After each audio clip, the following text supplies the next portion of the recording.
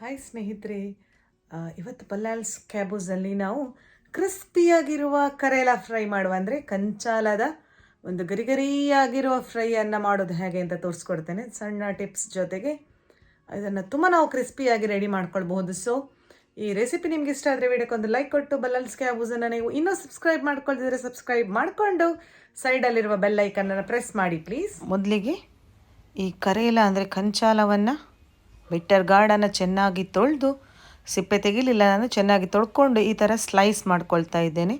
ತುಂಬ ಥಿನ್ನಾಗಿರುವ ಸ್ಲೈಸ್ ಬೇಡ, ಮೀಡಿಯಮ್ ಸೈಜಲ್ಲಿ ಮಾಡಿಕೊಂಡ್ರೆ ಆಯಿತು. ಸ್ವಲ್ಪ ಬೆಳೆದಿದೆ ಅಂತ ಅನಿಸಿದರೆ ಅದರ ಒಳಗಿನ ತಿರುಳು ಏನಿದೆ ಅದನ್ನು ಈ ಥರ ತೆಕ್ಕೊಳ್ಬೇಕು. ರಿಂಗ್ಸ್ ಥರ ಮಾಡಿಕೊಂಡ್ರೆ ಆಯಿತು ನೀಟಾಗಿ. ನಾನಿಲ್ಲಿ 2 ಕರೇಲವನ್ನು ಯೂಸ್ ಮಾಡ್ತಾ ಇದ್ದೇನೆ ಫ್ರೈಗೋಸ್ಕರ. ಡಬ್ಬದಲ್ಲಿ ಹಾಕಿಟ್ರು ಕ್ರಿಸ್ಪಿಯಾಗಿ ಉಳಿತದೆ ಒಂದು 2 ರಿಂದ 3 ದಿನ, ಏನೂ ಟೆನ್ಷನ್ ಇಲ್ಲ. ಸೊ ಎಲ್ಲವನ್ನು ಈ ಥರ ರೆಡಿ ಮಾಡಿಟ್ಕೊಂಡಂತಹ ಪೀಸ್ಗಳನ್ನು ಒಂದು ದೊಡ್ಡ ಬೌಲ್ನಲ್ಲಿ ನೀರಿಗೆ 1 ಟೇಬಲ್ ಸ್ಪೂನಷ್ಟು ಉಪ್ಪನ್ನು ಹಾಕ್ಕೊಂಡು ಅದರಲ್ಲಿ 10 ರಿಂದ 15 ನಿಮಿಷ ನೆನೆಸಿಟ್ಕೊಳ್ಳುವ. 10 ನಿಮಿಷ ಸಾಕು, ಸ್ವಲ್ಪ ಕಹಿಯ ಅಂಶ ಬಿಡ್ತದೆ. ಆಫ್ಟರ್ 10 ಮಿನಿಟ್ಸ್ ಅದನ್ನು ಒಂದು ಬೌಲಿಗೆ ಟ್ರಾನ್ಸ್ಫರ್ ಮಾಡಿಕೊಳ್ಳುವ, ನೀರನ್ನು ತೆಗೆದು ಟ್ರಾನ್ಸ್ಫರ್ ಮಾಡಿಕೊಳ್ಳುವಂಥದ್ದು. ಪೂರ್ತಿಯಾಗಿ ಒಂದು ಬೌಲಿಗೆ ಹಾಕಿದ ನಂತರ ರುಚಿಗೆ ತಕ್ಕಷ್ಟು ಉಪ್ಪನ್ನು ಹಾಕಿಕೊಳ್ಳುವ. ಅದಕ್ಕೆ ನಂತರ 2 ರಿಂದ 3 ಟೇಬಲ್ ಸ್ಪೂನಷ್ಟು ಅಚ್ಚ ಖಾರದ ಪುಡಿ, ಖಾರ ನೋಡಿಕೊಂಡು ಎಷ್ಟು ಬೇಕು ಅಂತ ಹಾಕ್ಕೊಳ್ಳಿ.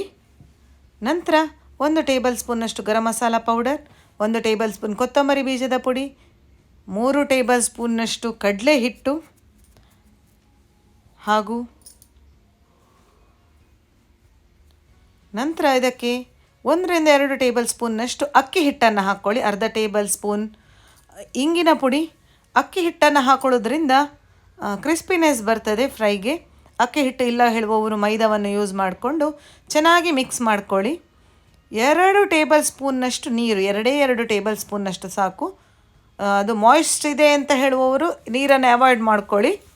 ನಂತರ ಬಿಸಿಯಾದ ಎಣ್ಣೆಗೆ ಹಾಕಿ ಇದನ್ನು ಫ್ರೈ ಮಾಡಿ ಹೊಂಬಣ್ಣಕ್ಕೆ ಬರುವವರೆಗೆ ಕಾಯಿಸ್ಕೊಳ್ಬೇಕು. ನಂತರ ಒಂದು ಪ್ಲೇಟಿಗೆ ಟ್ರಾನ್ಸ್ಫರ್ ಮಾಡಿ ಸ್ವಲ್ಪ ತಣ್ಣಗಾಗ್ತದಲ್ಲ ಕಾಯಿಸಿದ ಫ್ರೈ, ಆಮೇಲೆ ಇದನ್ನು ಮತ್ತೊಮ್ಮೆ ಕಾಯಿಸ್ಕೊಳ್ಳುವ. ಈ ಟಿಪ್ಸನ್ನು ನೀವು ಖಂಡಿತವಾಗಿ ಫಾಲೋ ಮಾಡ್ಕೊಳ್ಳಿ. ಯಾಕಂದರೆ ಒಮ್ಮೆ ಕಾಯಿಸಿದ ಫ್ರೈಯನ್ನು ಇನ್ನೊಮ್ಮೆ ಕಾಯಿಸೋದ್ರಿಂದ ತುಂಬಾ ಕ್ರಿಸ್ಪಿ ಆಗ್ತದೆ ನಮ್ಮ ಕರೇಲಾ ಫ್ರೈ. ಸೌಂಡ್ ನೋಡಿ ಎಷ್ಟು ಕ್ರಿಸ್ಪಿ ಆಗಿದೆ ಅಂತ ಇದರಿಂದಲೇ ನಿಮಗೆ ಗೊತ್ತಾಗ್ತದೆ. ಸೊ ಟ್ರೈ ಮಾಡಿ. Thanks for watching.